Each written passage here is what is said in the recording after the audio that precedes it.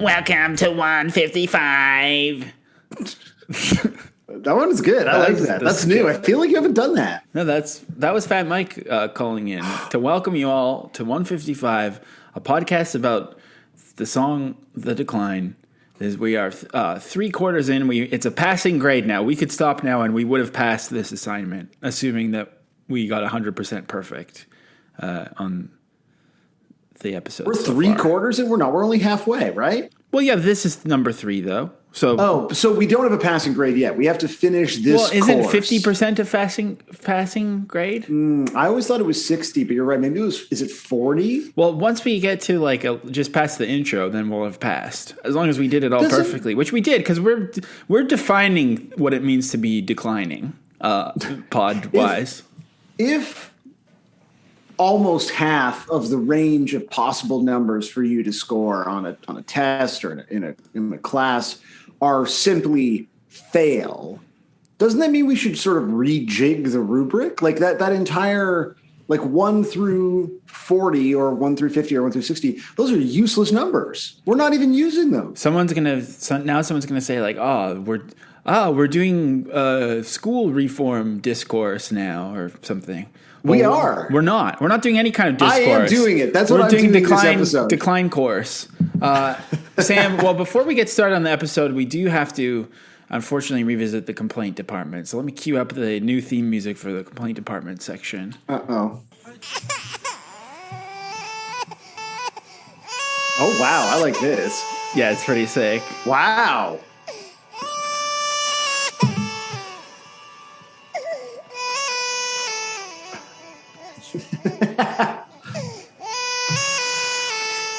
It honestly kind of sounds like it sounds like Donda.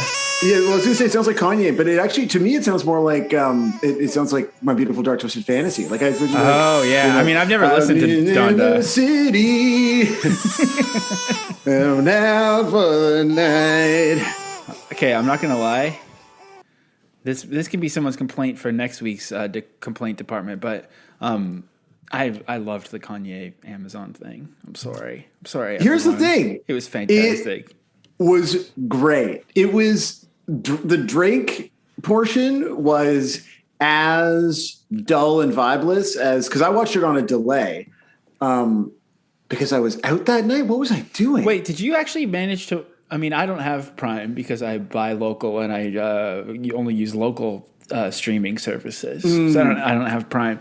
But I wasn't on Prime when I logged into my Prime account that I have to watch it.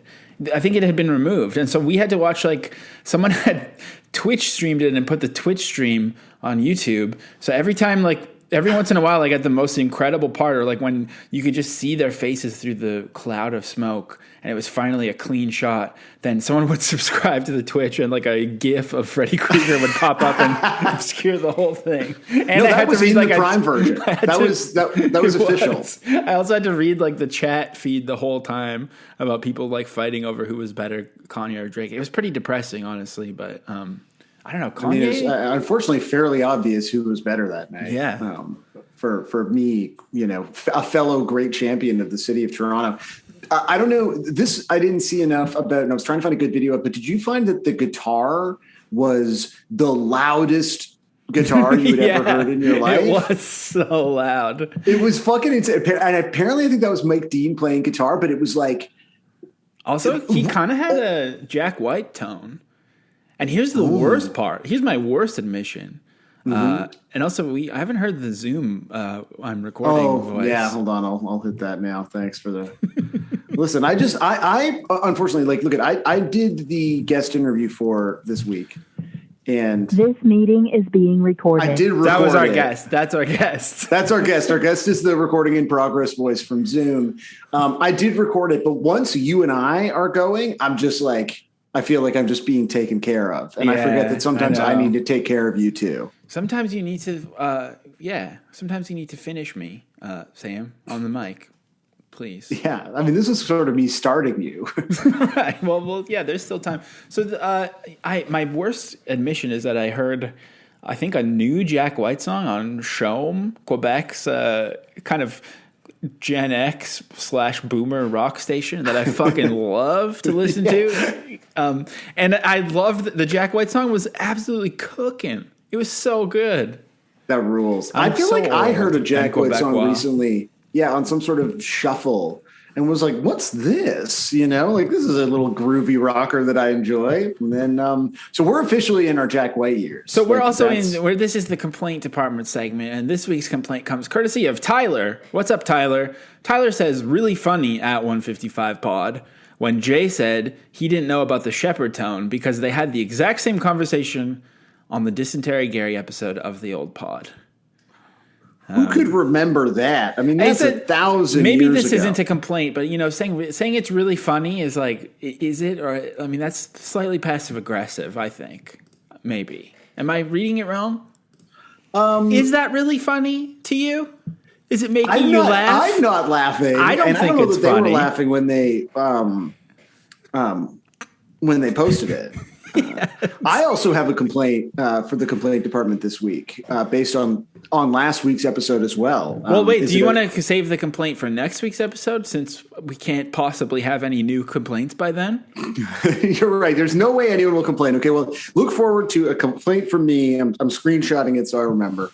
There will be further complaints. Well, Tyler, I'm really sorry that we did that, and we might have repeated a couple other things over the years, but I just want to say I'm sorry. We try to keep it fresh for you every week, and we'll definitely. This is my pledge to do better. Sam, what about you? I won't do better. I'm going to keep forgetting that I've talked about the Shepherd tone every 4 years. No, that's a forgivable sin, I think. I love this baby, though. It's really cool. The Kanye baby. Someone got to sign this baby. Yeah, there's a duh baby and little baby. How about this baby? How about a baby? How about a baby? How about just a baby? So before we get back into the song, I want to talk to you about the art. I love to talk about art. Yeah, exactly. Sorry, 1 second. I just got an email. I'm going to remember this and cut this out. Okay, sorry. Wait, hold on. Have you started it again or no? I didn't pause. I'm just going to cut it. Okay, that's fine. Why, are you going to say something rude? Not rude, but I'll just wait till I know that we're not recording. Maybe I'll keep that in. Please do. Just let people wonder. Okay, so I just want to talk about some of the official iconography of the Decline because, first of all, we've talked a little bit about the album art. It's pretty disgusting, I think. Or is it cool? I've grown to love it, especially based on the image that I think you actually just posted on the pod Instagram that we looked at last week of that very 2000s bedroom that has the vinyl leaning up against the space heater. And I just thought that is where that belongs. I actually think that the art is entirely appropriate. What do I wish it looked like? Do I wish it looked more punk, or do I wish that it was more clean? It is perfectly emblematic of the era. And I think frames the way you approach the song correctly because it tempers your expectations, which are then, of course, blown away by this beautiful piece of art. It's true.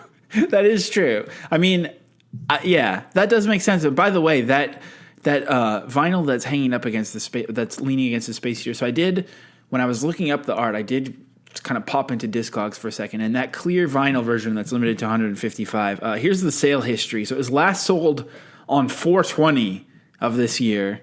And Damn. The median price of it was $1,000. What? The highest it's sold for is $3,000, and the lowest is $600.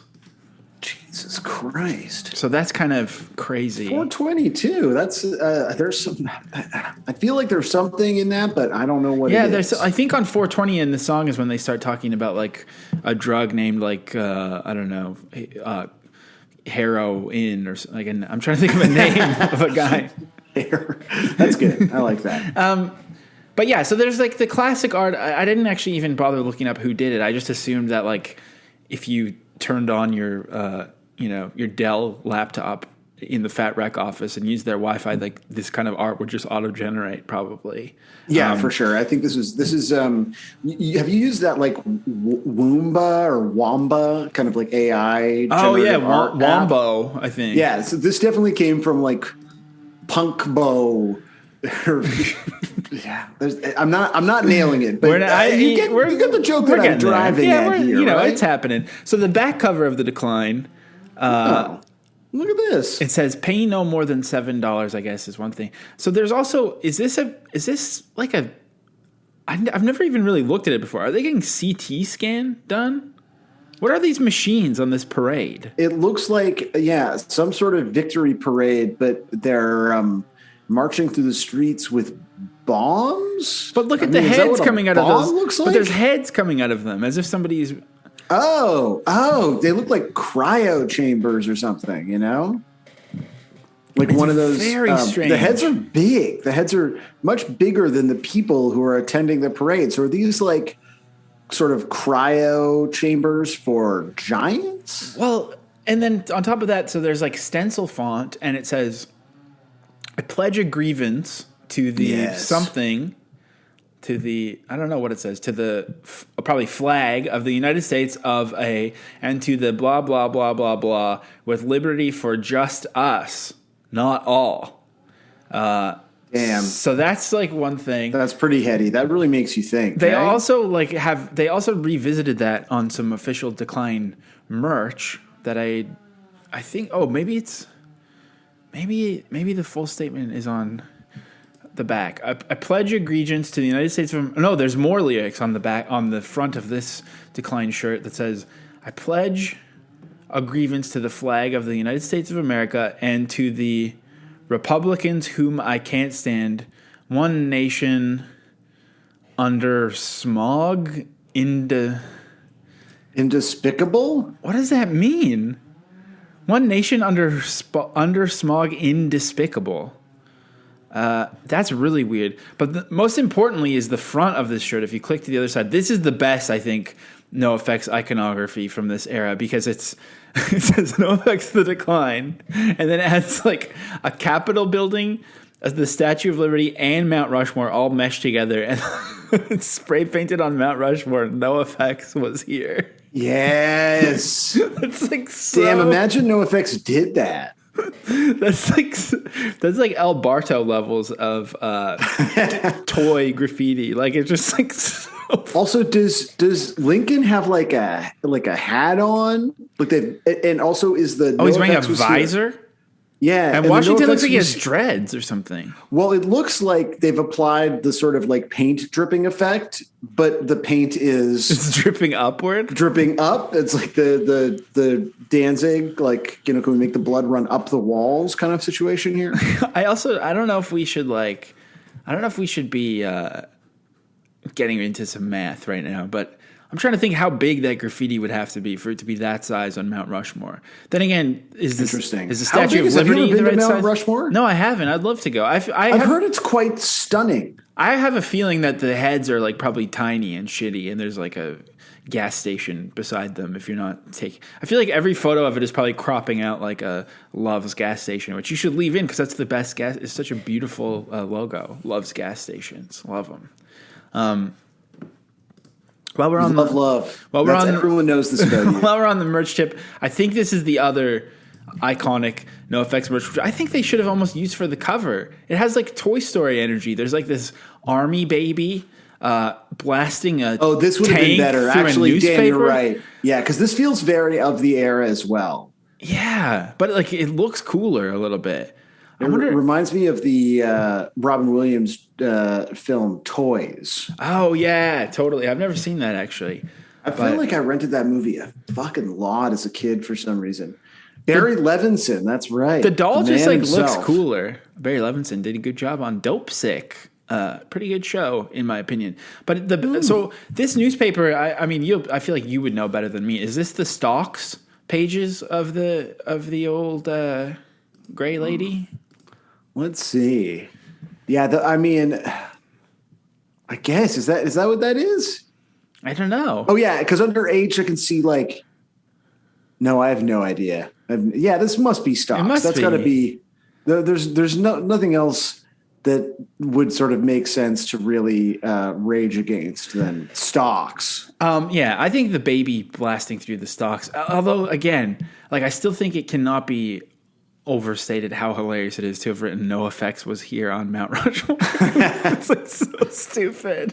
May we never forget, It's so lame. But I think. Have you ever done graffiti anywhere? Like, yes, we've being somewhere? Oh, not of me being somewhere. No, that's true. I've never written because I actually feel like you don't see that very often. You see, like, what was the graffiti you did? I just wrote my name behind Hemingway's books. You dumb piece of shit. But I don't know. You don't usually see that, do you? Like, so and so was here. You see, like, initials maybe carved. Yeah, was here feels like a real classic. It feels like one of those fake graffiti things that is in pop culture but has never actually happened. Similar to the "my name is whatever and I'm here to say" kind of rap. Yeah. Like that only exists when you're trying to pretend to do a rap. Of course, the complaint department will be closed for next week. So if you're not gonna, I'm interested. Has any real rapper ever done a "my name is and I'm here to say"? I'm sure. And I think, rock the mic every single day. Yeah, I think it's probably like the "Can't Stop Won't Stop" era. I remember buying that book "Can't Stop Won't Stop" and trying to read it. Gonna be a little. I gotta know my stuff. I'm gonna be a music guy. Fucking nerd ass. Yeah, you used to be a big time loser, but you're cool now. I'm cool now. But speaking of things that are definitely not cool now, they actually made the art worse when they did the Live at Red Rocks release because they put good old Donnie Drumpf on the cover instead of the baby. No. And it's so bad. What is wrong with them? I guess honestly, this makes sense. But again, I don't know. Isn't this exactly what it should be? To be honest, what do we want? Wanting them to not put Drumpf on the Live at Red Rocks version of this is wanting them not to be NOFX. It's true. I'm actually looking at some of their art, and most of it is. I don't think NOFX has ever really had good cover art. Maybe the Heavy Petting Zoo is good. Heavy Petting Zoo is good, and I think this Timmy the Turtle EP that I've never seen before is pretty fucking sick. It almost looks like a hardcore record. That actually is insanely good. But I think it is in classic NOFX style to have dog shit artwork, and I think it also it gatekeeps in a way because it hides the fact that as we're all learning, the Decline is kind of a perfect work of art. So yeah. I'm just looking at the Heavy Petting Zoo artwork now. Imagine pretty good. We do some challenges on here, and I don't know if we could get in trouble legally for saying this, but if you felt like it and wanted to graffiti "NOFX was here" somewhere and send us a photo, we'll keep you anonymous. I think that would be really funny. That actually is true. That's a good challenge. Because so far, did anyone take up the Hum the Decline challenge? I don't think they did. No. Damn. Our ability to kick off challenges has diminished over the years. Yeah, we're no longer good at.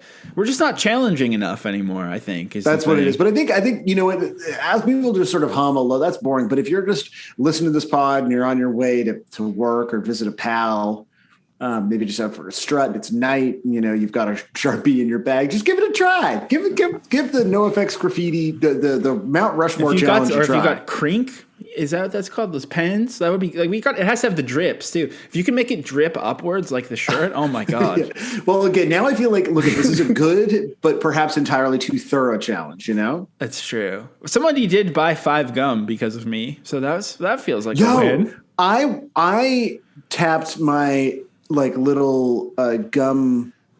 What's the word I'm looking for here? Inventory. My little hideaway stash of gum that I use exclusively, and I haven't touched because I've not been on a plane in a long time. After our gum chat last week, maybe gum does rock. That's what I've been saying. I hate to admit when you're right, but I hope the person who got 5 gum lived to tell about it, because those commercials, of course, make it look like a hellacious experience. I just saw the most cursed thing while I was looking at official NOFX art. This is an unofficial mashup of the NOFX and the Off logo. Oh yeah. It's like a classy punk guy. Well, we haven't. You and I have not talked about what we're getting each other for Christmas this year. Maybe. Oh, true. Maybe Santa might bring you a Samta. I need a visit from Samta. Yeah, Santa might be bringing you a NOFX. Are you doing Christmas cards again this year? No, we haven't done them in a while. No. All I ever do is do 100 episodes of the pod every day. Mail me a picture of you and Sarah that I can put on my fridge. That's okay. Even if it's just to me, that's fine. Well, I already have to mail you a tape because you were too cheap to pay for the shipping. I wasn't too cheap. It just seemed silly that, it was like a fundraiser and I was giving more than I was giving just to have a tape shipped to me. Actually, that's a good point, though, is that, you know what? Tomorrow is the closing day of pre-orders for the Gullet tape in memory of Blair. So that's what Sam has been so cruelly Scrooging about. You could again. It's not like the shipping money was like it was just going to go. Yeah, to it just goes whatever. To Canada Post, and they don't need our money, do they, Sam? Right? No, I support the dismantling of the government subsidized mail system, and so this is, and I also support dismantling of the mail system in general. There we go. There it is. There it is. Oh, yes. So yeah, Blair. Of course, Blair's last recordings was part of Gullet for our own show, 155, and so Chris, who is also in Gullet, is releasing a limited Gullet tape with those 3 covers. And you can pre-order it at soremind.com. That's just an organic ad that just happened right here, baby. That's how I think that it is appropriate. But look, you see Chris like all the time. It's a beautiful cardinal outside my window. I'm not giving anyone else. I'm not. You got to pay shipping or pick it up from Chris. I'm not. I don't want to become a distributor for this. Yeah, this is how you start your distribution business. You can take over for Caroline or any one of the big indies that has folded in our lifetime. Okay. Should we get back into the decline? Are we ready? Yeah, I feel primed. All right. So where did we leave off? I'm trying to think. A shilling. Yeah, we talked. There was a lot of shilling chatter. Man, no one complained about shillings, eh? No. I mean, we'll see. There's maybe we have to do a whole complaint department exclusive one day. Yeah, just corrections. Babies crying the whole time in the background. As long as the auto-tune was, I'm looking forward to what you can find to further. Yeah, it's true. Okay, well, let's hop back in. So we're around the 9.5 mark. We're about to enter the passing grade of having listened to the decline. I think that's how school works. Here we go. Back to the wah. Oh, yeah. Okay, here we go. Oh, fuck. The Tool part. Does this sound like Propaganda to you? Because it sounds like Tool to me. Well, I mean, it sounds, I guess you're like, what is that? I know the pieces fit. Yeah. But it does sound more like an early Propaganda song. It sounds like Propaganda covering Tool. For sure. It does, right? So Propaganda does sound like Tool. I've been saying it all along, and I was right. No, I said it sounds like Propaganda covering Tool. Don't try to trick me into this. You said it sounds like early Propaganda, so... What, like, that part's so stupid.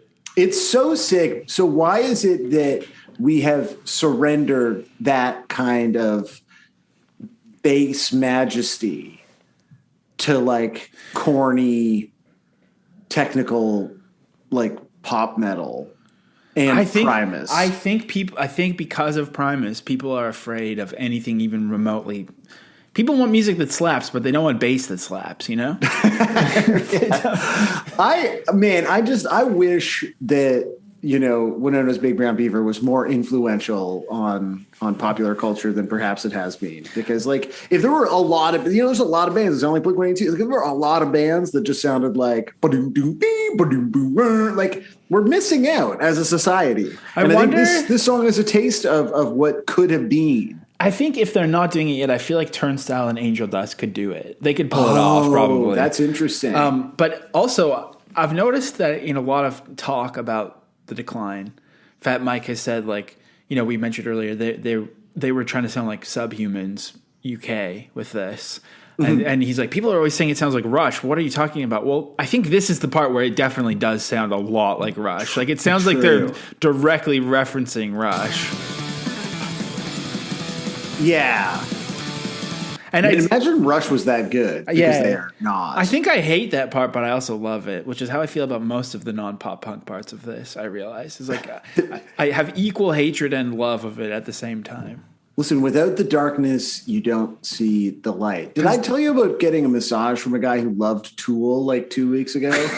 No, did he use like a spirogram or something? Yeah, exactly. Yeah. Is that even a thing? Did I just make up a tool? An implement?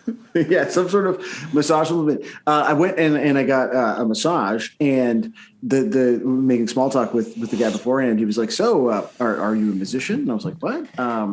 Yeah, I play. He's like, "Oh, do you recognize this?" And he points to 2 vinyl records that are on his wall. And in my head, I'm like, "Why would I?" And I'm like, "I just want to get massage. Like, I don't want to talk. I just want to work out a year of tightness in my shoulders."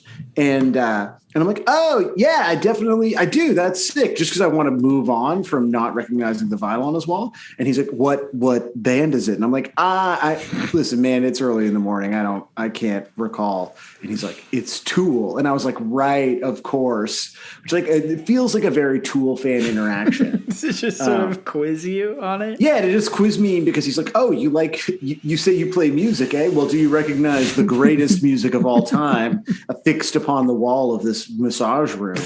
This whole time you've been talking, I've been Googling lists of Tool's song titles and album titles to try to make some kind of happy ending joke. And I guess what I've come up with is, did he give you a stink fist? Right. Yes, actually. Or an enema? It's all, yeah. Really, it's the butt is a real focal point for them, man. Yeah. I mean, where else could a Tool go, I guess? Lots of places. Yeah, I don't know about this Tool part. That sounds awful to have a Tool. One time Sarah had a massage therapist who literally, while Sarah was in her deepest relaxed state, tried to sign her up for like a pyramid scheme. Yes. And did it work? Because she was feeling so receptive? And that's why we're so successful. Okay, it's changed our lives, and I've been meaning to bring this up for years, actually. This is all a long con for you to sort of build up a foundation to then exploit with. So the Tool part begets this part. Oh. Well, I guess it is really Rush, though, more than Tool. But I like that it's like not quite a punk beat, and it's like not quite a blast beat. This part. Yes. That part is incredible. Yeah, that drumming at that part is like, it's almost like a guy that only knows how to play pop punk beats trying to like sort of do free jazz or something, but it's still totally. He's still still just doing pop punk. I think I like those lyrics there. Place a wager on your greed. It's deep. Yeah, that is. I was waiting for a sort of a benchmark to know where to jump ahead to in the Genius page, because it's fucking long. It's a long ass page. It's a real manifesto for sure. Place a wager on your greed, a wager on your pride. Why try to beat them when a million others tried? I don't understand this. Well, luckily a genius has explained it for us. Humans are betting against themselves in a capitalist society.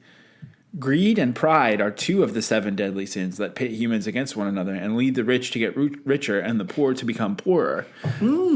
Later in the song, we also hear that the odds are astronomically against us, e.g., the working class and or the poor. So this annotator is really sort of giving away what class they associate with. This is not it's not the 1% typing this annotation up. Interesting. Yeah, a little too. I would say you don't need to bring yourself into these sort of academic. It should be a little more detached, a little more looking ahead, intellectually rigorous, shall we say? Why try to beat them when a million others tried? Well, another annotator, or perhaps the same. I don't know if that even tells you who they are anymore with this redesign. This one is so long. Well, no, it does. So this one was Bry 159, who is identifying as a member of the working class and or poor. This is from I love that podcast. I love that podcast, Bry 159. Yeah, it's true. They're one of our many influences. Carcasoa. Carcosa. And this was I guess someone has to accept the edit too, and this was accepted by Ewok A.B. DeVito. What a sad life all of us are leading together. No, I think But at least good. we're all together. American history is abound with examples of prominent figures being ignored, defamed, blacklisted, or even killed for speaking out against systematic injustice. Major General Smedley D. Butler, the highest ranking and most decorated American soldier at the time of his death, fake ass sounding name though, I think. Smedley. Yeah, I don't buy it at all. Like, maybe we're going to listen to a Smedley later, actually. Remember that. It's going to be a real Smedley. Wrote a highly popularized speech and booklet in 1935 titled War is a Racket, which criticized the U.S. government for its role in promoting military conflict for business interests. Similarly, during his farewell address, former President Dwight D. Eisenhower warned America of the perils of creating a union between defense contractors and the armed forces, calling it a threat to the democratic government. Neither proved effective in preventing the growth of the U.S. military-industrial complex. So those aren't really examples of, I guess, I of stopped them being, listening like halfway through that. It's fair, but I was he's saying that about bass. he was saying that these people, a lot of people have been killed for speaking out against systematic injustice, and then he just talked about two guys, Smedley and Dwight, who kind of didn't really stop the war industry from profiting. So I don't know, Caracosa. I think you could do better here. It sounds like you just want to show off more than that you've read things. Smedley and Dwight is a real sounds like an incredibly bad cartoon. It's true. Yeah, like Tuca and Birdie or something style animation. Yeah. It's like the Crackle version of Tuca and Birdie. Yeah, here we go. totally. It's a cartoon with no jokes about depression. Yeah.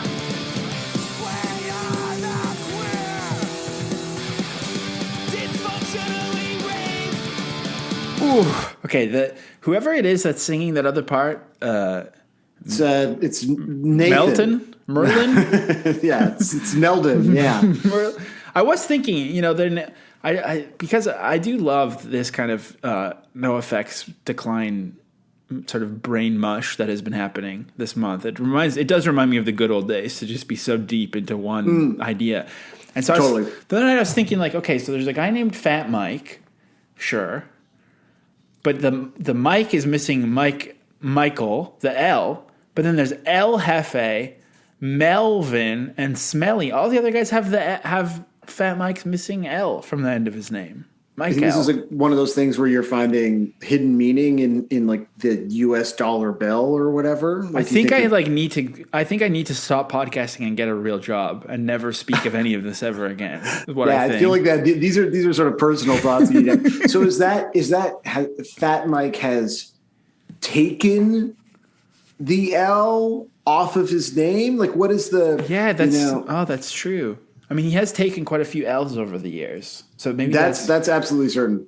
That was the first L, was when he took it off of his name. But all the other guys still have their L's intact. El Jefe, Smelly, Melvin, Merlin. Because generally, like your L oftentimes is not intact, well before you start a punk band. Well, some cultures, obviously, the doctor snips your L off of you when you're born. If you have one. Yeah, that's true. Other people have to roll their L back, and they get all the lint stuck in there and stuff. And roll your L back kind of sounds like a sick club hit. Or it could be like a motivational book. Ooh, interesting. So that should be your TEDx talk. Rolling your L back. I love the singing in this part. Yes. I feel like the lines, and I did talk about this with our guest last week, Nico, quite a bit, whose name is perfectly edited in the NOFX font. Like that was my best work I've ever done. It was like a real just a great opportunity well utilized by you. I'm just not sure if you and I should say anything at all about the lines. We are the whore, intellectually spayed. We are the queer, dysfunctionally raised. Well, I've got something to say. I mean, I can definitely talk about being intellectually spayed. That's true. Why would you be, maybe it's because of the rhyme, but why would you not be neutered? And would you be spayed instead? I actually don't remember the difference. I know Bob Barker loves them both, But spade is for cats. One is for cats and one is for dogs. Yeah, well, one is for cats and one is for dogs. If you buy into the idea that all cats are women and all dogs are guys, Right? Okay. I think it's like a situation like that where like one is for cats because it's a one is the uterus and one is the balls. Oh, right. So the Genius annotation very maturely says a female dog. There's a word you could have used instead, but we're obviously geniuses here, so we're not going to say. We're going to say female dog is spayed when her uterus is removed, so she cannot have puppies. So being intellectually spayed is suggesting a significant part of someone has been removed. Well, to me, it sounds like being intellectually spayed means that your brain can no longer give birth. Your brain no longer has its uterus, which is kind of cool. Because being intellectually neutered, I guess, would mean that your brain could no longer like bust. Yeah, that's true. Which actually, that's interesting because we were trying to talk about like serotonin and dopamine and stuff. Is that not like is the release of serotonin in your brain is kind of like the brain's version of nutting? That's true. In this song, serotonin is a person, though. That's like character. Right. I was thinking maybe your brain is nutting when you cry, like how when it rains, it's God crying. Maybe tears are the brain's nut juice. Well, I guess, yeah. I mean, or tears sort of like the brain's piss. Right. That's true. It's all sort of generating from the same region. Tears are the brain's piss, and then if you like have a really runny nose, then that's your brain coming. And then I guess earwax is shit. Is that? Yeah, earwax is definitely shit for sure. Yeah, earwax is like smegma, you know. Yeah, I mean, luckily for me, I have my L rolled back, so I don't have to worry about that. We are the queer. Dysfunctionally raised, that's something for someone else to discuss, I think. Seems like a pretty sketchy section, especially because it's melodically some of the most powerful and memorable singing on the whole thing, thanks to whoever's not Fat Mike singing in the background. Yeah, Nelvana, the Canadian animation studio. Yeah, this kind of whole section is so much of this experience has been realizing how actually like meticulous and sort of smart these lyrics are. And this whole section so far, like everything we've talked about today, feels the most like just like a little free punk lyrics where there's like some cool words. Like, you know, we were able to dissect what all those things meant. I still don't understand what placing a wager on your greed means. Like, or the millions, I guess, is just like, why bother to fight the system? And then Smedley. here, well, it's about Smedley. It's all about Smedley. And yeah, this feels like some sort of like rhyme scheme vibe punk words as opposed to, which is not might not be true based on how fussed over and thoughtful I feel like the rest of the song is. But I struggle to parse anything super like even like outside of. Are they trying? Maybe they're trying to say that they're marginalized.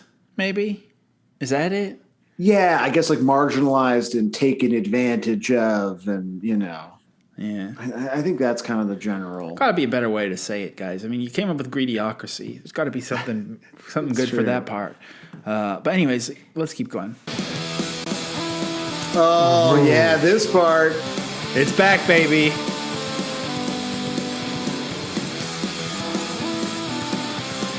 And you get the like interplay there between the horn part and the bass line. So good. Now, I honestly wish the Tool part came back again. Yeah. It feels like it should, but I do love that the rumbling amp sound. Yeah, that's so cool. I hope that just happened. Like, I hope that was one of those things where it was just they were getting like really like loud amp noise. I always had the worst loud amp noise because my guitars were always like half rusted or something. I'm just pouring so many beers all over them. I've never cleaned my guitar after I've played, and I'm wet when I play. As is the audience, I think. Everyone knows it. Have you heard Junior Battles? There's some pretty cool like Radiohead type noises in the background. Yeah, I think this was actually one of the primary influences on Kid A. This part, pretty Matt Good band again, but also a little bit reggae-ish. Oh, but this is cool. For some reason, to me, one more pill to kill the pain, one more pill to kill the pain, one more pill to kill the pain, living through conformity. It almost seems like something about it feels like David Brent lyrics. Yeah, that's true. Yeah. There's a little free love freeway happening here. This is we should talk about the genius notes maybe before the next stanza. So it says, this is, two people came up with this, Misanthropos and Gary and Hall said, and it was accepted by John. I don't know why I feel the need to share this needless information. But anyways, they said, it's important. We just want people to know how rigorous we're being, you know? This is a play on both the rampant use of drugs in America and Marx's statement about religion being the opiate of the masses. Is that true? What do you think? I think it seems to just be about drugs. Where they haven't talked about religion for quite a while. Well, I guess in the next bit they talk about it. Yeah, to me, I just interpret this as like this was also the era of everyone singing about like Ritalin and ADD and like Prozac, right? Yeah. Before honestly though, I feel like in some way, like before we just sort of fully like normalized in a positive way the idea of taking, one more pill to kill the pain. There's nothing wrong with that. But this feels like a real like, oh, we're just like it's the Prozac nation. Yeah. Fast food nation, Prozac nation, greedyocracy, of course, was a big thing back then. You know what I missed? Like, because I saw an ad yesterday at the Grey Cup, which I attended, for a movie called American Underdog, and was talking with friend of the pod, Justin Taylor, about how putting American in front of anything kind of makes me think that your movie is going to rock. Like, unfortunately, that's just like American movie. Yeah, exactly. Like as American Ultra, American Girl Dolls probably has a movie. I think a classic, but you don't. The Noun Nation feels like a real, like everything you're referencing. Like Hella Nation was a great collection of what's his name? I want to say Edgar Wright, which is not the guy who wrote Generation Kill and stuff. Jesus Christ. Anyway, him, like his collection. Jesus Christ wrote it. Jesus Christ wrote Generation Kill. His book is called Hella Nation, sort of from a similar era, collecting a lot of his or TV Nation, the Michael Moore TV show. Yeah, exactly. You never. We get American Noun constantly. We never get Noun Nation anymore. You know what? That's because it is such a Gen X thing to call things something nation. And they wrecked the it. reason that people call us the nation, the Blink-155 nation, is because the ultimate Gen Xer, Bill Billingsley, first coined it. And holy shit! Yeah. So that's why. And now people say we're collectively taking it back. We're taking it back, I guess. But I mean, now everyone just says niche, which is just its own beast, I think. But yeah, it's very cool. It's very cool. Whenever he would call us Blink-155 Nation, I always thought it seemed very 90s. Like I think it's done. I think the concept of nations is just, everything's so globalized now. We don't think about nations anymore. We think about kind of the metaverse and whatnot. It's true. And you know what? As a great prog rock band with Maynard James Keenan once said, "Fuck the border." You know what band that is? You know what band this is? This is this part kind of sucks, I think. I think it's like a necessary, and to be honest, we actually talk a little bit about this appropriately enough with this week's guest. I don't want to spoil anything. This part is incredible, though. This part. Oh, that's the thing is you kind of need it, right? Like it can't be like, I'm swinging I'm full the air. This drumming part right is now. insane.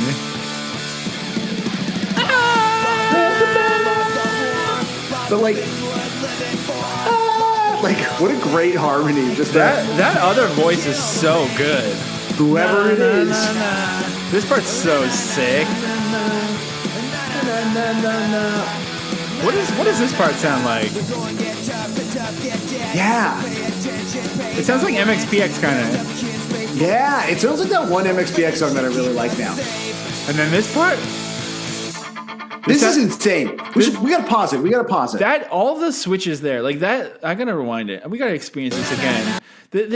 Let's just experience the whole thing again from like. This part's so good. The background vocals are incredible. I remember saying to Ashley one time that like one of my favorite musical tropes is like a chorus, which is, isn't quite, but with a background vocal that is literally just like holding one note. At the time, we were listening to "Red" by Treble Charger. This part is crazy. Like this is like, and that guitar right there that it switches to, it actually kind of sounds like some of my favorite parts on The Shape of Punk to Come, which I know I've shit talked a lot in the past, but it does have that kind of like tipping your hand. It kind of has that breaking like kayfabe here. It almost has like a tiny bit of white belt energy. That it really does. Or like International Noise Conspiracy or something too. It's not a guitar sound that you've heard on this song, and I don't really think on any other NOFX songs that I can think of. But the part that you hate that gives us this part, it's like it is really necessary. So in this like sort of dissection that we're doing, it kind of makes sense that like, yes, this is not, it's not melodically interesting. It's kind of like vibe based. It's like very late era Radiohead where you're just like, okay, cool sound. But it's so necessary because it gives you that like, holy fuck moment when it kind of comes back in. And I think without that, the idea of this being like an unrelenting 18 minutes, like that's the big, like that's kind of the breather that you get, which again, worth listening to our guest this week who has some things to say about specifically how those sorts of parts is like kind of what makes this feel like a piece of classical music. So it's true. It's so true. I don't know if we talked about the lyrics, but lost the battle, lost the war, lost the things worth living for, lost the will to win the fight, one more pill to kill the pain. Those are good lyrics, I think. They just have like nice kind of, it feels like alliteration, even though it's not just the word lost being in there so much. It's just very memorable. Good. Well, so much of the first part feels again like meticulous, and constructed. The part before this feels like lazy, sort of like I got to write punk lyrics in half an hour. This kind of feels like the perfect medium, where you're like, this just sort of feels like a punk song, like in a more kind of generalized '90s sense. But it's not like lazy and hacky. And it's not like, oh, damn, I didn't realize that heroine or whatever was also a person's name. Yeah, exactly. Exactly. Yeah, it's like, it's ChemCon. It's not Year of the Horse. You know what I mean? Yeah, exactly, totally. And then it goes to, I think, some very earned na-na-nas in here. Oh, big time, I think it would sound wrong without them, is how good they are. And then I don't think I've ever paid attention to these lyrics. The going get tough, the tough get dead. I always thought that was dead. Caracosa, again, with a long-ass description. A play on the popular proverb, when the going gets tough, the tough get going, whose origin is attributed to Joseph Kennedy, father of President John F. Kennedy. This guy's a fucking dweeb, honestly. Used moderately, the proverb is meant to explain that in the face of difficulty, capitalism rewards hard work, ingenuity, and perseverance. Taken to extremes, it represents the views and attitudes of social Darwinism, which applies concepts of biological evolution, such as natural selection and survival of the fittest, to economic and political contexts. Generally, social Darwinists maintain that in capitalism there are natural winners and losers. Therefore, it is not only logical, but also inevitable that the strong's power should increase at the expense of the weak's. Fat Mike mocks the logic behind this philosophy, remarking that when things get hard for tough people, the structure of American capitalist society doesn't promote labor or creativity. Instead, it pushes already overworked people into short-term, immediate solutions such as payday, title loans, and credit cards, which ultimately trap them in a cycle of insurmountable debt. Pretty annoying caption, but also does highlight how clever that little lyric is, I think. Yeah, once again, I tuned out. Part of that is because I actually have to pee quite badly. Could we take a quick break? Yeah, but I'm going to keep recording. I'm just going to pod through it. You just pod through it. So I'll return quick soon, very soon. More like the pee time, everyone. We're trying to talk about The Decline by NOFX, but Sam today is having the pee time. is what he's doing right now. And he's it's kind of a bit of a rhyme, but not quite there. I don't know if you have any suggestions of how it could be improved. Oh, the urine. Instead of the decline, it's the urine. It's the P urine. The urine. The urine. How's everyone doing today? What if he's actually shitting? What if he's pretending? What if he said I just have to pee, and then I said I'm going to keep recording, and then it called his bluff, but he actually had to shit? Do you think? He's trying to have the me time. How long does it take someone to go to the bathroom usually? Got a real chair squeak going on today.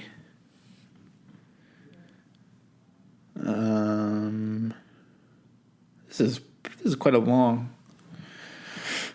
break. Getting real excited to show you all what I've got prepared for the end of the episode, though. It's gonna be great.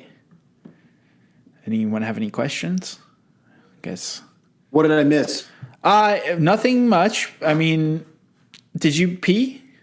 Yeah. Okay, great. We're back then. So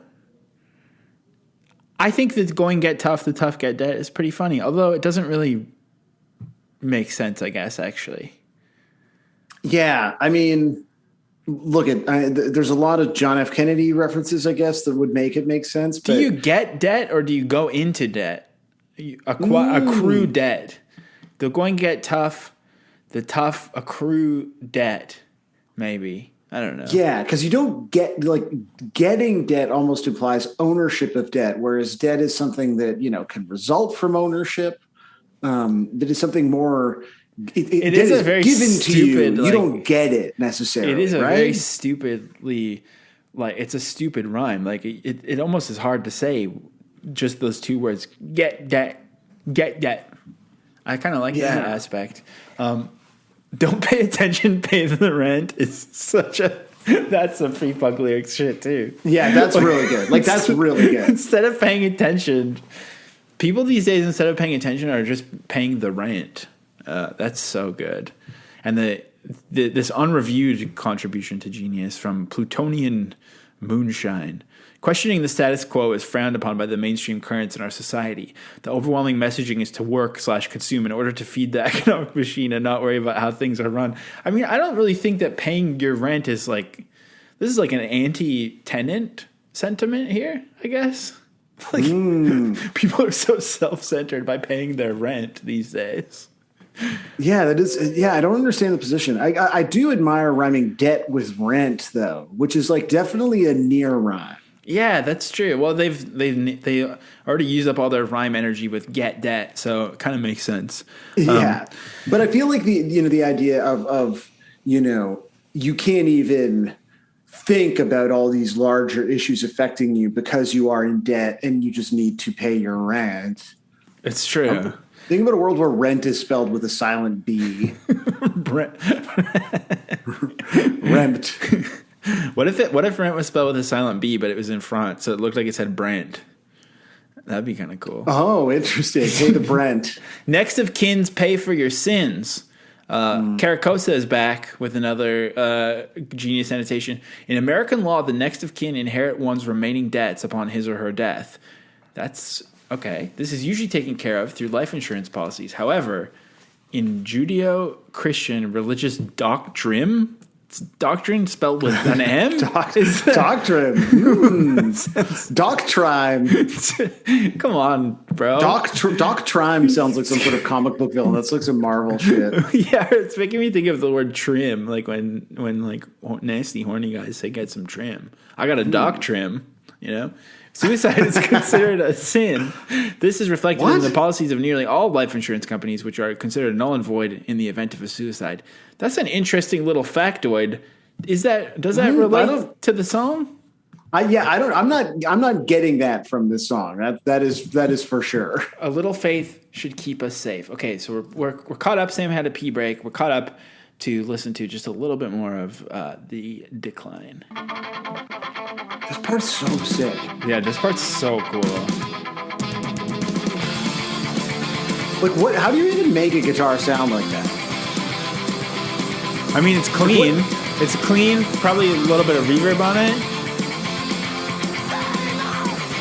Yeah, I mean, I guess I've just never heard a clean guitar. This part, the call and response. Oh.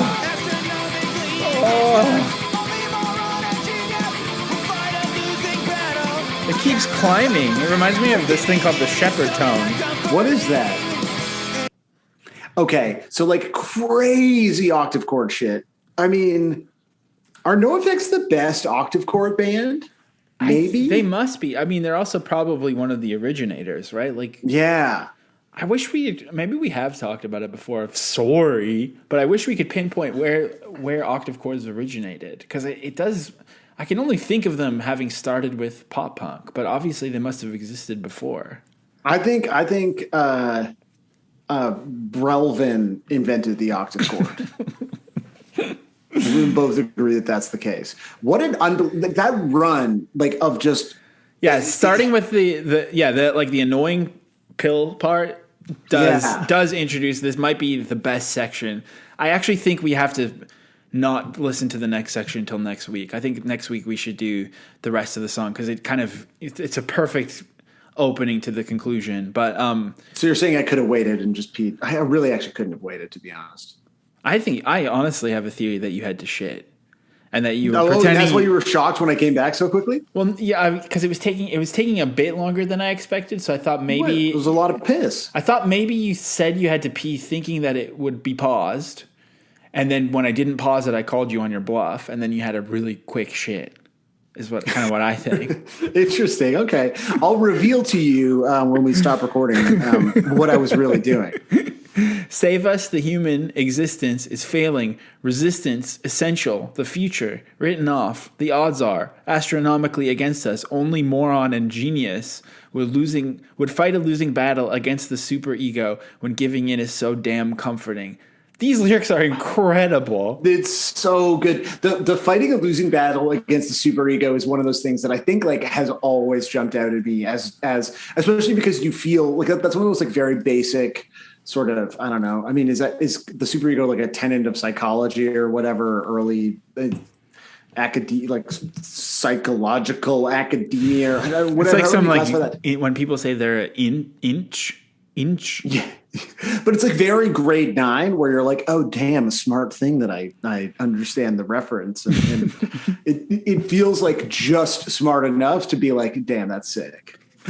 Yeah, it's so good. I mean, that part does stand up to me too, but I also think when I look at it just as a whole, it's so perfectly. I think it's because of how they're singing too. It really does feel like some sort of existential cry that's happening in the song, rather than just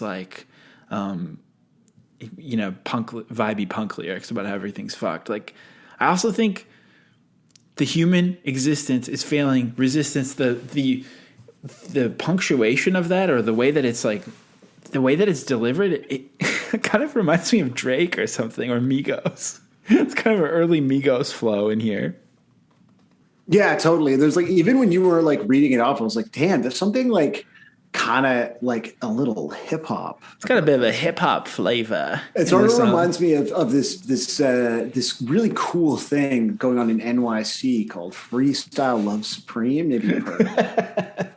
I want to go to that so bad. I believe that you do. I think you would love it. There's two things I want to do next time I go to New York. I want to go to see, what is it called? Freestyle Love Supreme? Yes. It sounds like a damn Taco Bell order. But no, I want to go to that so badly, and then I don't want to fly. I want to drive to Newark Airport and eat at the CBGB's restaurant. But I want to park at the airport. Right, you don't want the experience of flying into Newark and eating. No, I want to do a special road trip and park on lot C and take a shuttle to the terminal. No, but I imagine it's also behind because there very rarely are there restaurants on the unticketed side of the airport. Oh, like true. There might be a coffee shop. So in the scenario, you definitely have to buy like the cheapest airline ticket. Like a rom-com where I'm trying to chase after my lover, but I'm just trying to try a Your lover is Hilly DD Crystal, Ramon bacon double cheeseburger or whatever. Yeah, exactly. Truly the dream. Oh, it's so cool. Yeah, and then I think only moron and genius. I know it's part of a Two genders. it's part of like a broader statement, but I just like the phrase only moron and genius.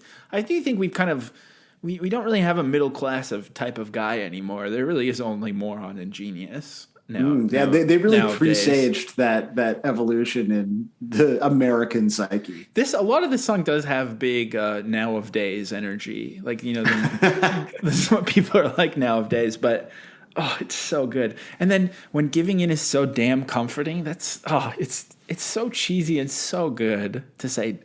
But it also like resolved, like sitting comforting, like there's a comforting delivery. You know, like it really feels like the phrasing, like musically and lyrically, is perfectly matched. It's so good. And so Plutonian Moonshine, with another unreviewed annotation, says, humanity is at risk, global warming, the creep of fascism, endless wars, capitalism destroying the environment, making indebted wage slaves of all humans. How can an individualized and atomized populace hope to stand up against an organized global machine dedicated to spreading these ills? Blah, blah, blah. But these lyrics could be seen as describing the black-pilled worldview, a defeatist logic which is a common response to alienation, but ultimately strengthens the status quo by not challenging it. I mean, Plutonian Moonshine is using all kinds of like leftist Twitter buzzwords in here in this annotation from 2 years ago. But again, we're talking about a song from 1999. Yeah, that's crazy. Like, that's so wild that you can talk about like black pill people. Maybe you can make like a Groiper of the Decline, or one of those. I forget what a Wojak or something. You know, maybe what if somebody remade the Decline with just Wojak memes? I'm looking up. There are no Wojak Decline memes that I can easily find. Well, please do the Wojak Decline challenge. I think someone should spray paint NOFX was here, like on somewhere really sketchy, and get arrested, and then we'll have to delete this episode. Oh yeah, totally. I want to be pulled into like a real Canadian media controversy. Yeah, that'd be great. So before we get to our guest, I've been closing these out with like kind of a notable cover of the song. You know, we listened to the bluegrass one. We listened to the Baz and his orchestra solo cover of it. Well, this week I was blessed with something very wonderful in my Googles. And I was blessed to the point where I was like, well, it's not going to be easy to stream this together. So I actually downloaded some of these and made a mini compilation today. Wow. And so you remember the app Smule, the pre-TikTok, pre-musically karaoke app. Lip-syncing app. It's right? not lip-syncing, it's karaoke. And it's like karaoke that always feels insanely evil. But just something about the app, they just made everything as evil as possible. The name, I remember this. So I'll put this somewhere, maybe in the description. This is 30 minutes long. But just for us, we'll click around a little bit because we need to check out. You made a 30-minute Decline Smule compilation. To be fair, it's only like 5. They're each 8 minutes long because it's like it's two halves. But so this first one is from, I guess, what are their usernames at the start here? Shepo10 and Ed Changeman. Because you can collab these on Smule. Big Smule influencers. I think these are on like the Smule webpage. You can just go find anyone's Smules. And this is my medley, of course, that I've made. So, you can find them. But each of these, at least on the Smule site, only had one view each. So the collab ones, like, that means one of the people who collabed didn't even watch it, I guess. That's tough. Most of these are the first half of the song, but then we've also got a couple from the second half. A lot of people driving while they sing The Decline. Well, I get it, because like that's where you could sing. Oh, it sounds so good. Is this like a re-record? Yeah, it's like MIDI. It's like a karaoke version. Yeah. Oh my god. This is sick. Where'd that one guy go? Is this guy in the bath? I think it does something when you make a sound, you disappear or something. Oh, okay. All the stupid people now they get to be so dumb. Red on purple mountain range. Beat them away from Zero feelings. Oh my god. I can't believe that this app did not stay atop the app charts. I think it. Human nature. Let's blame it on the grittyocracy. Fear of God. Fear of change. I wonder if this guy kind of looks like Ryan Dunn. Oh, yeah, he totally does. There's no answers. And he is driving and he's like holding like the earbud mic up to his face. And the other guy is like reclining in the bed and wearing Bluetooth headphones. I thought he was maybe in the bath. Oh, Isn't yeah. his Bluetooth headphones giving him that extreme delay? It must be that where there's like the Bluetooth delay that he is not realizing. Yeah, that's definitely why. Like, why is it like that? It's really hard to skip ahead. I really. Yeah, you got to put this in the description. This is like this is incredible work, man. Ooh, nice vibrato there. I guess Ryan Dunn's really leading into the Matthew Goodband vibe. He also kind of reminds me a little bit of friend of the show, Hal Dottie. He has a similar delivery too. Although This obviously is Hal. so disorienting to listen to. Well, it gets much worse. So that's the first one. I'm going to skip ahead to try to find the end. So it's cut into Smule. It's cut into two halves on the app. So the first few are, or the first maybe two or three are the first half of the song, and then it's cut. So this is Polemic 82 and three other people. This one is absolutely fucked. It's like one of the most fucked things I've ever seen in my life.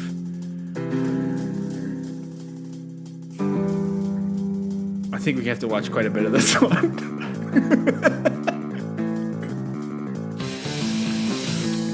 Just the one guy boys. eating or chewing gum, maybe. Want to?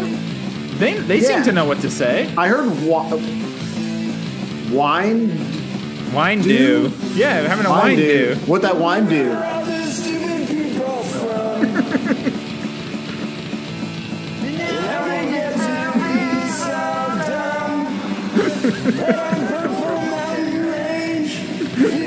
Why are these guys like holding their phones beneath them and looking down at it? It makes me feel like I'm so small and they're spitting on me. I don't understand. This chewing guy is really unsettling. You can hear the chew too.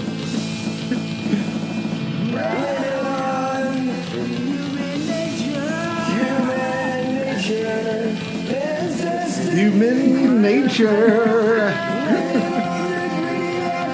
This is.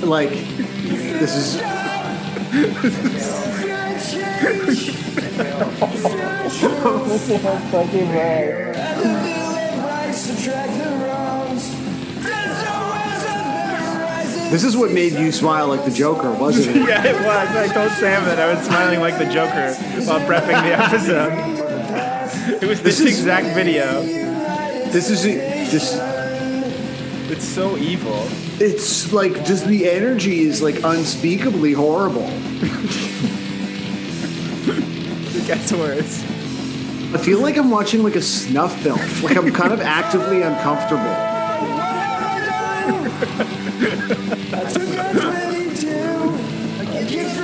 But the one guy with the neck beard, he looks like he's very serious about it. He's got real serious face. He looks like he's like singing to a sweetie. Yeah, the guy with the long hair So just keeps smoking, I'm gonna skip ahead. coughing. Is the guy with the long hair who's like definitely like very deliberately leaning down into the phone to like get the swoopiest look? Oh, maybe also that's wearing why. a suit and tie. He is. Oh, I'm sorry. This version of it is canon as far as I'm concerned now. This is so fucked. Where is he? In a restaurant? Yeah. Oh yeah. Yes, bro. Oh. Headbanging. The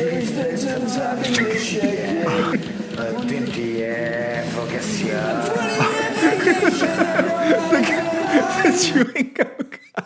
The chewing gum guy is just like freestyling. Why does he sing like that? I think I included the second half with these fellas too. So yeah, of course.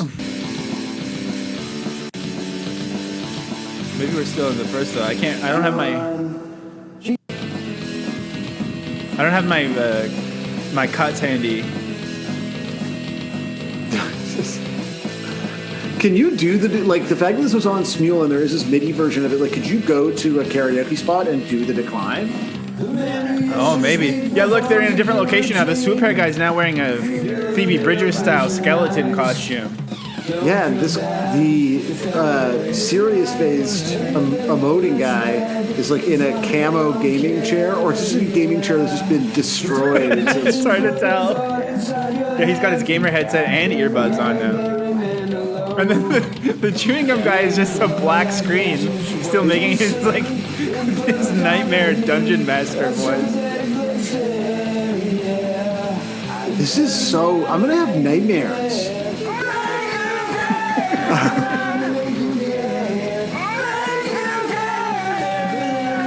While I was previewing it, I saw something incredible, but I don't know exactly where it is, so I don't know.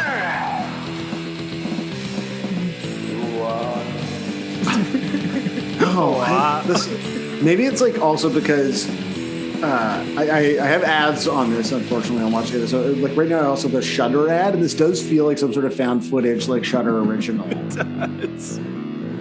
Oh, here's the tool part. Yeah. What? Yeah. He took it too early. The voting guy. The other guy has a horn too. This is. Why is he taking it that far?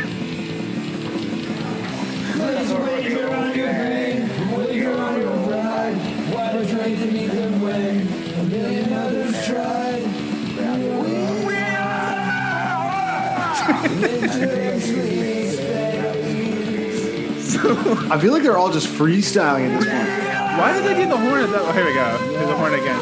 Oh, he has a piano now. What the fuck? So that was those guys. Oh. What the fuck? Oh, ooh. So fucked up. It's so fucking insane. What?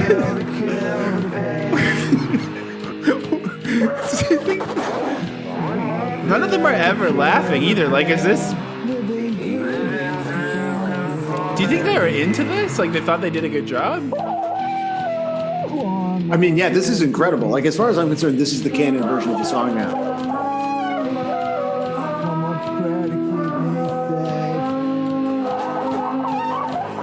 I can't. Does he just own a? Does the swoop hair guy own a trumpet but not know how to play it? I think that's it. Like, but is he trying to be funny, or is he kind of like? I feel like no one here knows how anything is sounding. This sounds like that artist Scott Walker.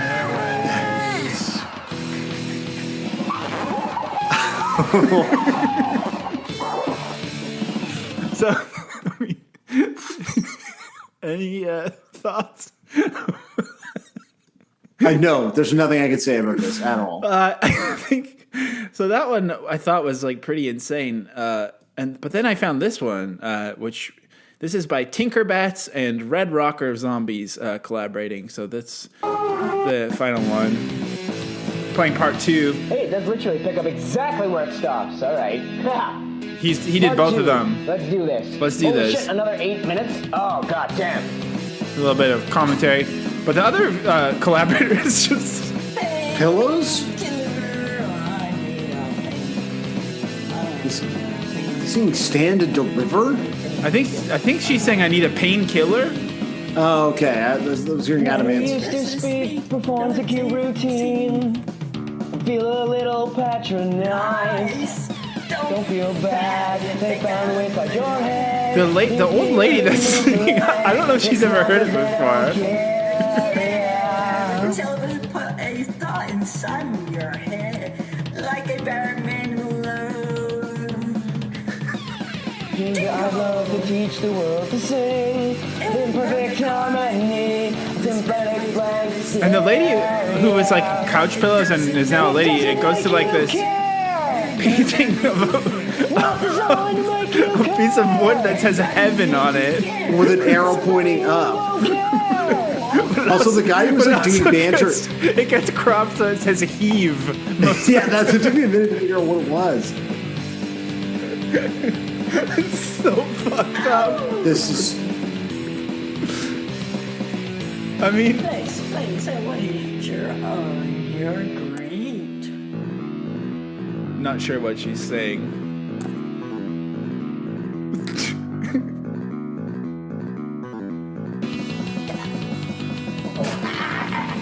She's really reacting to the video. I think she might be watching him to collab with him. I don't know if you're live together necessarily, or you can be. Yo, bring back Smule. Place a wager on your grand prize. I try to beat them when a billion others try. That guy's almost too good. Yeah, but it's like he's not like he definitely thinks he's good too, which is part of the problem here. But the old lady's just like vibing it out. Yeah. Oh yeah. No, this is canon now.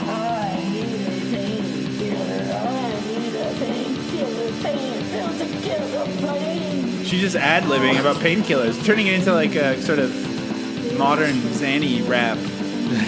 Yeah. Lil Heave.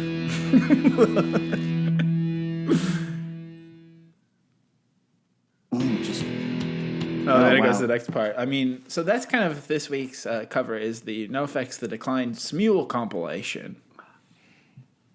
Wow. Amazing. Jesus Christ. Steve Woomert, thank you for joining us. Perhaps the most talented musician who's ever been on this podcast. You are the associate principal trumpet for the Toronto Symphony Orchestra. Thank you so much for joining me to talk about NOFX's The Decline. You're welcome. Good to see you, and I'm glad to have a. Wow, I already screwed up. No, it's smooth as hell. I mean, I guess you probably don't do a lot of interviews about your history with pop punk, I imagine. No, it's the first one, but when you messaged me, I said, "Oh, why not? Let's see what I can do." Well, I was really taking a flyer here, but we've been approaching The Decline as like a sort of a work, as like a sort of like a real kind of classically composed piece, and so our goal has been to get the most highfalutin guests we could think of. And so I was talking to Josiah, who I co-host the show with, and I was like, I know the guy who's like I don't know the terminology. It was like first chair trumpet in the TSO. You and I have, of course, not spoken in, I would guess, I don't know, 5, 6, 7, 8 years, whenever the last Etobicoke Youth Band reunion probably was. Yeah, I can say probably 5 years. Yeah. Yeah. But you really are, you're sort of like the, one of the kind of cases that is championed out of, the band program in Etobicoke as a guy who, plays in the Toronto Symphony Orchestra. Mm-hmm.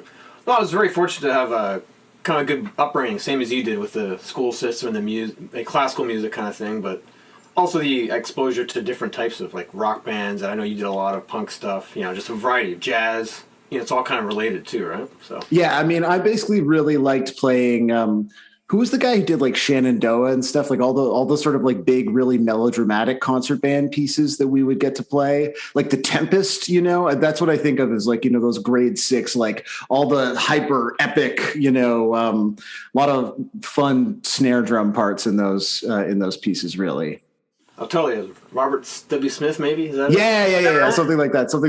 So in my memory, because I worked with your brother at a band camp at Albion Hills, and in addition to performing great classical works, we also listened to a lot of pop punk. We listened to a lot of Blink-182. I kind of, you know, I associate you with that time as well. And so for you, like you obviously took classical music very seriously, but what is your background with pop punk and with ska and with some of those kinds of genres? Well, a lot of that background's from my 2 older brothers, Jamie, who you're mentioning, and I don't know if you ever knew John, my oldest brother. I don't think I ever met John, no. So he did youth band as well, trombone. So being brass players, we always liked the ska, you know, going back to the Bosstones and Less Than Jake, and for me, Real Big Fish. And then NOFX I listened to a little bit. I just kind of piggyback off their musical taste at that age. So I definitely listened to a lot, especially back then, a lot of that kind of stuff. I definitely remember organizing little ensembles to play Catch-22 songs and stuff up at camp. Yeah, because it was like cool music that you could play with the instrument you had to play at school, right? Yeah. And that actually, there's one in middle school, one friend's dad was like an arranger or something, and arranged 2 for 1 Real Big Fish. It was sick. I saw like that big handwritten part somewhere. Like wrote it all out. It's beautiful. That's amazing. Like that handwritten music's like a work of art. You know what I mean? When it's like all the fancy notation and stuff. If you end up finding that and you want to send me a photo, we could post it along with this episode. I don't know if that's like easily accessible and right behind you, or like in a box full of treasured memories in your basement. Might be somewhere there, but okay. Well, no pressure. What is the? Do you find that some of the other players in the TSO or that you also meet in the classical world share that background? Or when you talk about Real Big Fish with your fellow members of the Toronto Symphony Orchestra, do they say, are you talking about a fishing trip to Lake Ontario? Well, I do fish too, so they might accept. Oh, there you go. So there's a little bit of confusion, baked in confusion there, right? Some of the percussionists, actually, oddly enough, would. That's right. Punks. I believe it. Totally, right? The drummers, right? Yeah. Some of the winds and brass, no, they'd be like, what? Nerds. Yeah, okay.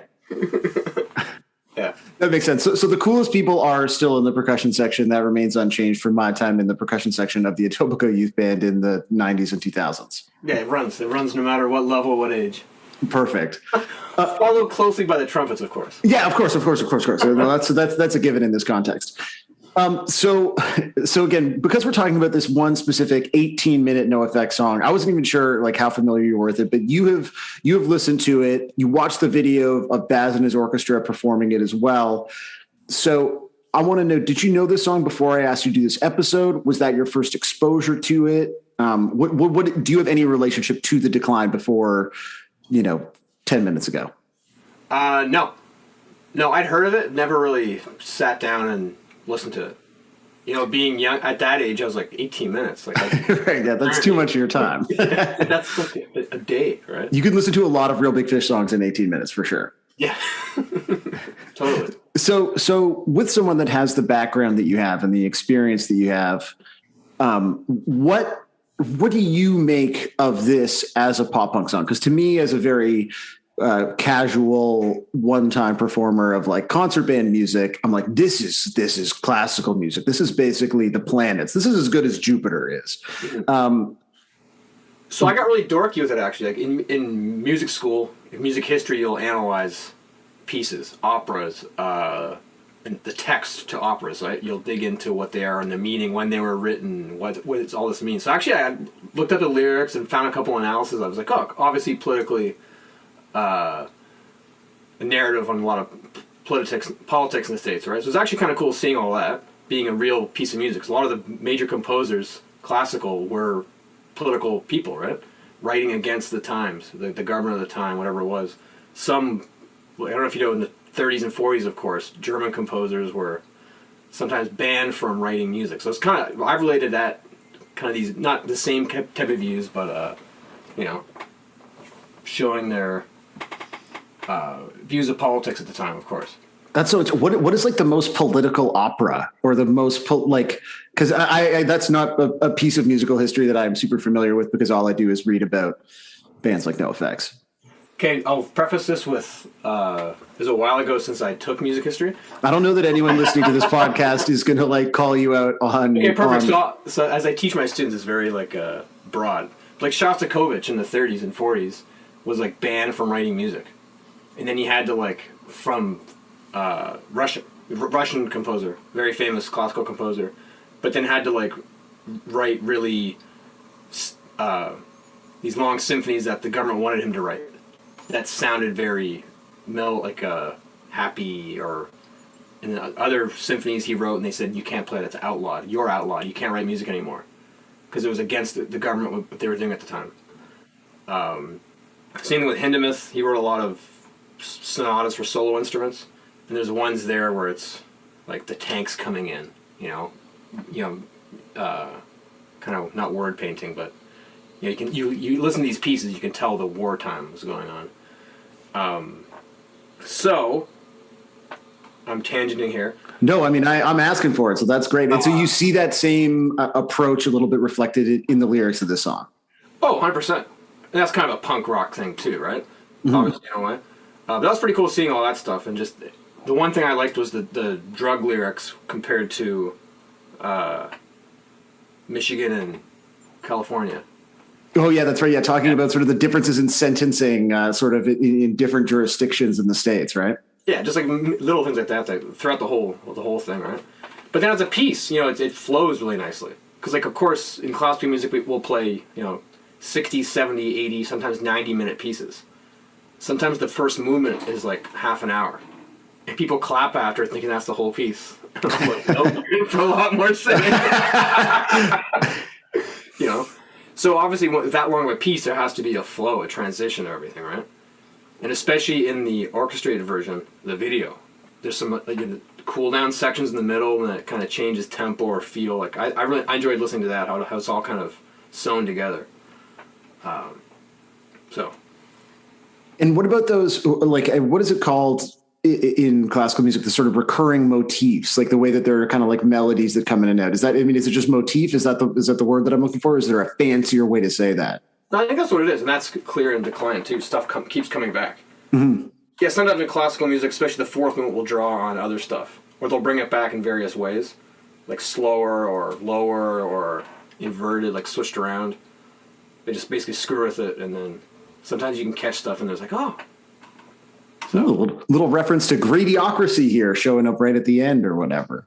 Totally. So I'm sure if I listen to Decline even more, I'm sure there'd be stuff sewn in there, right? Yeah, totally. Was there a part to you that jumped out as the most interesting musically, interesting melodically? Is there anything in this piece that you think compares to the classics, the stuff that you sort of might perform on a more professional basis, I guess? Good question. So I remember I had one friend that took a pop course in school.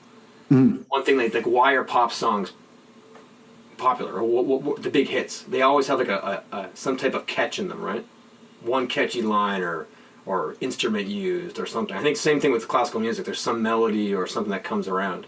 And there's, of course, the trombone melody kind of towards the end, and then it comes back, and they do it in the strings and all around that. They kind of layer that over and over. And I'm still thinking of that right now. Yeah, that do part. Yeah. So simple but effective, right? Yeah, absolutely. Yeah. Have you ever thought, so you watched the orchestrated version of it. You mentioned someone when you were at camp putting together an arrangement of a Real Big Fish song. Have you ever done any arranging of any of the like sort of punk stuff from your youth? Would you ever, for the purposes of like teaching someone, do like, here's an arrangement of Someday, I Suppose by the Mighty Mighty Bosstones? Mm-hmm. I never had like the kind of that creative bone to compose or arrange. A lot of my friends do, and other colleagues. I just never had the interest. And then as a result, never developed a good enough skill set to do it. I kind of did the minimum to get by in school. I I mean, it seems incredibly boring, you know? But it's cool when you can actually do it well. You know? Like just yesterday, the Hannaford Street Silver Band is a brass band in Toronto. Professional, really high level. They did a online Christmas show of all arranged kind of jazz pop Christmas tunes, but with a jazz trio and then Misha Berger-Gosman, this amazing singer.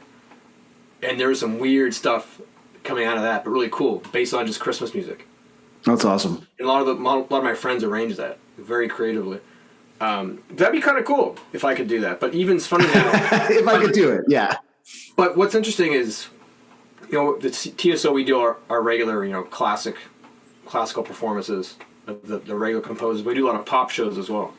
And one we're doing coming up is actually the 80s, like highlights of the 80s, which will be interesting. How do you feel about that? Because it seems like the TSO has done a lot of those things where, live score to accompany like classic films that have, 80s and 90s films. When I say classics, I mean classics of our youth. Yeah. Live accompaniment, live score, the sort of hits of the 80s. Is that fun for you, or are you do you feel like you're having to debase your art form for the purposes of getting like people in their 30s into Roy Thompson Hall? Which is always the goal, of course. Yeah. Depends who did the arrangements.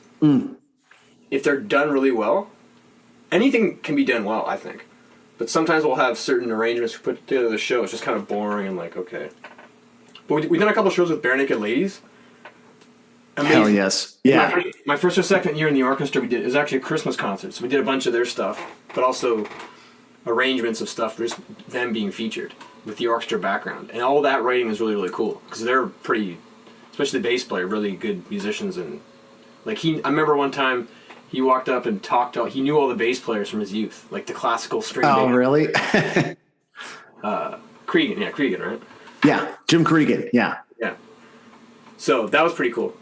But we'll see what this 80s show is like. So maybe in 10 years there'll be a 90s. Yeah, exactly. Maybe there'll just be a dedicated NOFX night at the TSO, Actually, NOFX 80s too. Maybe there'll be some NOFX on this show. The best thing is the NOFX stuff in the 80s is definitely the way more scrappy, some of it kind of borderline hardcore. I would be curious to hear an orchestral arrangement of S&M Airlines material or something. You never know. Yeah. What is the best Bare Naked Ladies song to play, or the most fun Bare Naked Ladies song to play? Ooh. There was one, it was from a newer album I actually went home and looked up. I didn't know it, but the orchestra part was pretty cool. Was it Odds Are? That was a really cool orchestration. Oh, yeah, okay, yeah. But the way that was in the group, I just remember loving that tune. Well, maybe you can work towards agitating for a dedicated pop punk night in the future or something, You never know. It's stuff. They're trying to get more creative too. Well, that's always the thing. So, do you think that there is in songs like The Decline? Is it a stretch to say that you really are hearing interplay and sort of the complexity of composition that you might hear in a classical piece? Or is it just a particularly complicated pop punk song in your estimation? Good question.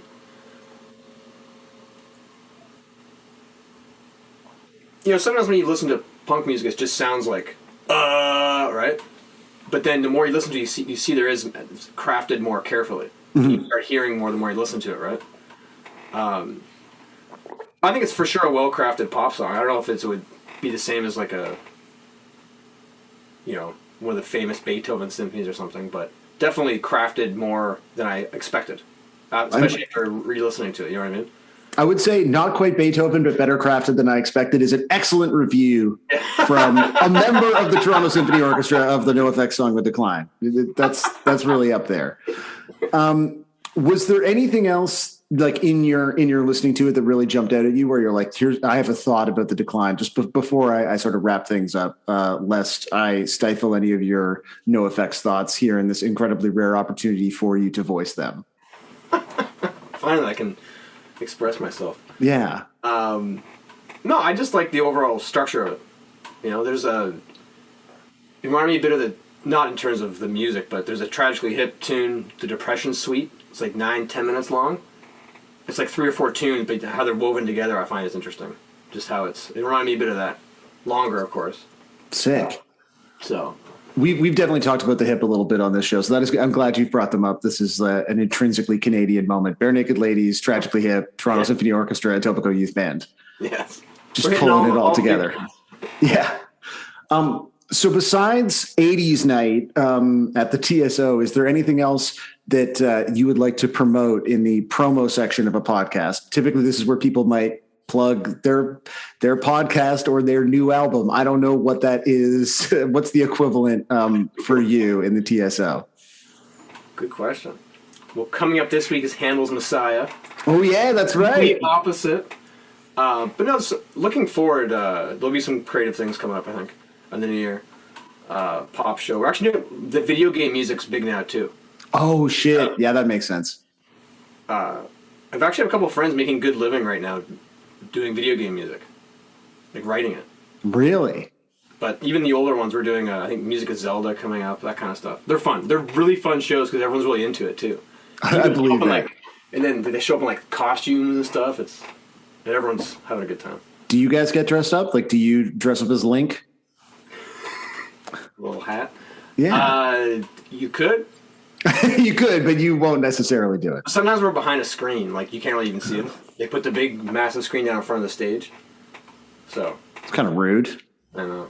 It's funny, like even the movie music. Last thing I know, you used to be able to see through the screens and all the music, all the movies.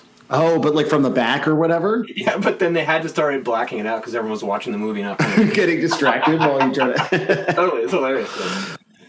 Well, Stephen Woomert, Associate Principal Trumpet for the Toronto Symphony Orchestra, thank you so much for joining me to talk about NOFX's The Decline and Real Big Fish and the Bare Naked Ladies. Perfect. Thanks for having me.